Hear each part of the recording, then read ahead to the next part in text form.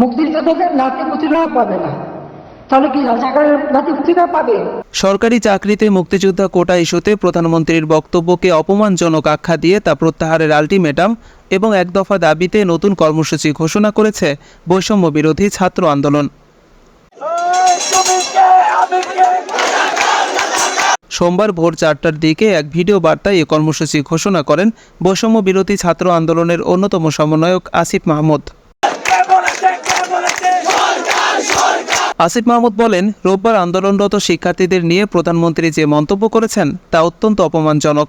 মুক্তিযুদ্ধের বিরুদ্ধে এত ক্ষোভ কেন? এ মন্তব্যের প্রতিবাদে সন্ধ্যা থেকেই কোটা বৈষম্য বিরোধী শিক্ষার্থীরা স্বতঃস্ফূর্তভাবে হল থেকে রাস্তায় নেমে আসেন।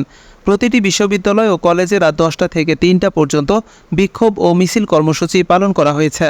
তিনি বলেন, আমরা স্পষ্টভাবে বলতে চাই, শিক্ষার্থীদের জন্য যে অপমানজনক মন্তব্য তিনি করেছেন, সোমবার দুপুর 12টার মধ্যে অবশ্যই সেই বক্তব্য প্রত্যাহার করতে হবে। বক্তব্য প্রত্যাহার না করা হলে সারা দেশের সব শিক্ষার্থীকে সোমবার দুপুর 12টায় দেশের সব স্থানে বিক্ষোভ মিছিল পালনের আহ্বান জানান তিনি। মুক্তিযোদ্ধাদের নাতি পুতিরা পাবে না, তাহলে কি রাজাকারের নাতি পুতিরা পাবে? ভিডিও বার্তায় আসিফ মাহমুদ আরও বলেন, কেন্দ্রীয়ভাবে ঢাকা বিশ্ববিদ্যালয়ের রাজু ভাস্কর্যের পাদদেশে বিক্ষোভ মিছিল ও সমাবেশের আয়োজন করা হবে।